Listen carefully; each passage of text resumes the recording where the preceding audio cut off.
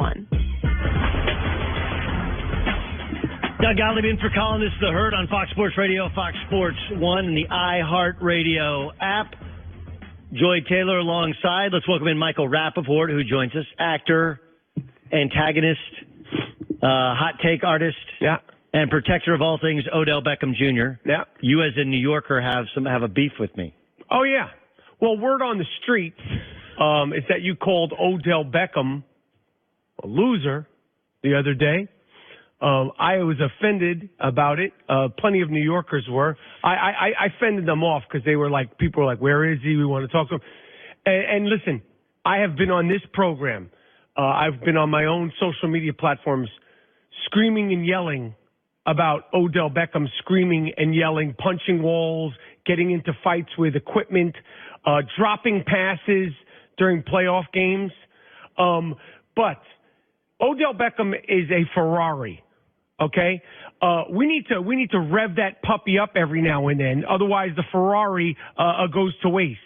For the last 2 seasons, and I also was very public and very adamant that Ben McAdoo, the wackadoo, was disrespectful and needed to be fired for the way he handled the Eli Manning situation. That being said, the last 2 seasons we've had Eli Manning, who can't throw the ball 30-plus yards down the field, to a young, sprightly 2019 Ferrari. So, yes, I'm all in on Odell and all his mishaps and the tweeting and the boats and all that stuff. But he does have a point in saying, I'm in my prime. I literally can't go over the top. Okay, so yes, I was upset with him. Now, where are you from, my friend? I'm from Orange, California. Orange, California. My dad is my late father is a lifelong Giants fan. I'm watching the Giants, and my son's favorite player is Odell Beckham Jr. My dog's name is Odell Beckham Jr. I don't know if OBJ knows that he's named after. I don't think OBJ cares. Didn't he clap back at you? He did clap back at me. Here's the thing. But I don't agree with him clapping back. I did not. I'm okay with him clapping back. No, but I'm saying, why is he speaking to you? Well, he shouldn't be speaking to you. I'm not worthy of being spoken to? I'm saying you're worthy to be spoken to, but he shouldn't Don't you know who I am? Odell is that guy. He shouldn't be speaking to you. Okay, so here's what the context of what I said is I do not believe he's a winning player, or that he puts winning above himself, above his own image. That's what he's always been about. You mentioned Ferrari. I think that's appropriate. I think he's an amazing talent.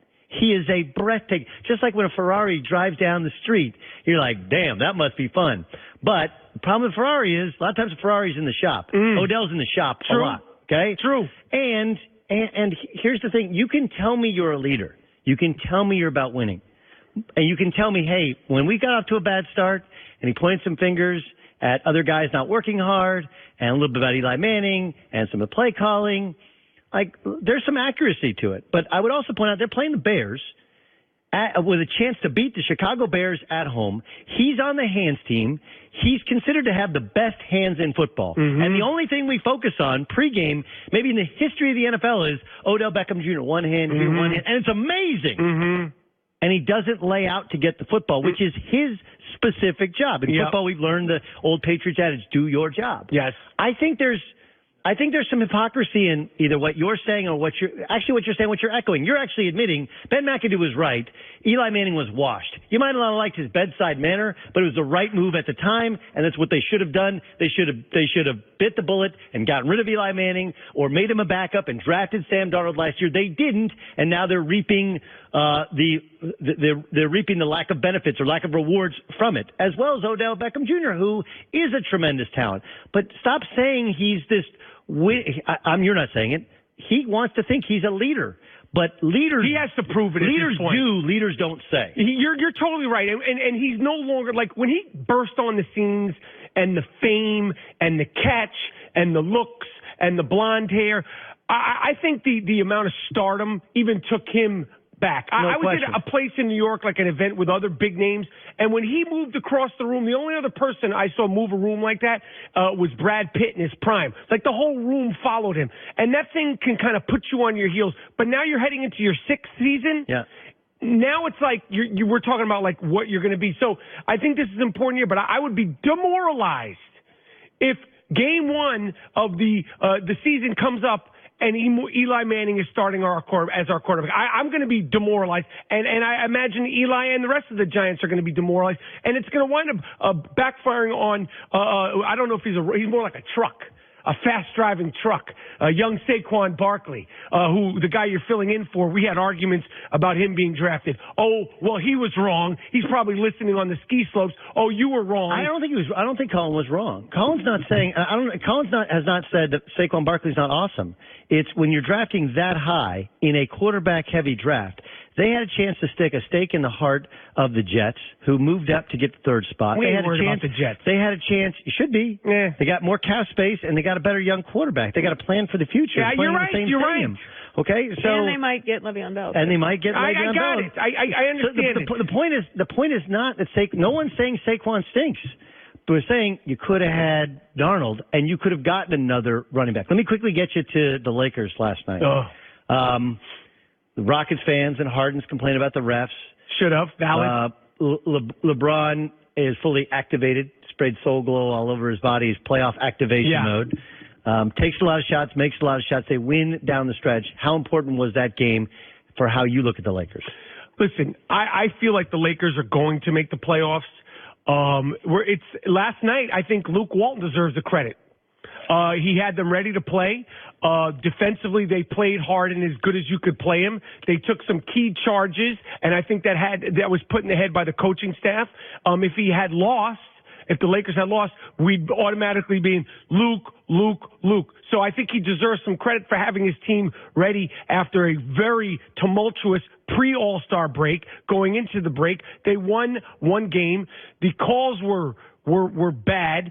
The Houston Rockets have showed that consistent weakness that they have. They live or die by the three or the layup, and when things don't go their way, from the top down, from Dan Antoni, who I really think he needs to grow his mustache back, by the way, to Chris Paul. Yeah, I got to get that creepy mustache. He needs it back. He needs a change. That's his hair, Samson hair. Just like Odell needs a change of a hairstyle. Like, enough with the blonde hair. It was cool.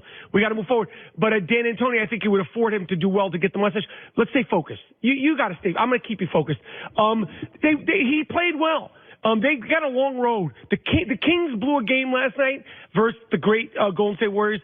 They're coming. They're not backing down, and they're looking to make the playoffs just like the Los Angeles Lakers are. I'm going to give you. I know you do. You've done sideline for basketball as well. I'm going to give you a little. I'm multifaceted. Analyst breakdown of what changed last night, and Reggie Bullock allowed them to do this. But I told Colin last summer, hey, LeBron. One of the things they want to do with him in the finishing kick of his career is, can he be a small ball five? And you look at their lineup when they came back, and their closing lineup, LeBron was essentially their small ball five. LeBron, Kuzma, Ingram, and Bullock, and then they use Kentavious Caldwell-Pope. They'll put Lonzo in there as well, and this is a way to create a mismatch so he's guarded by a center because he can't get by small forwards and power forwards like he used to. That is coaching.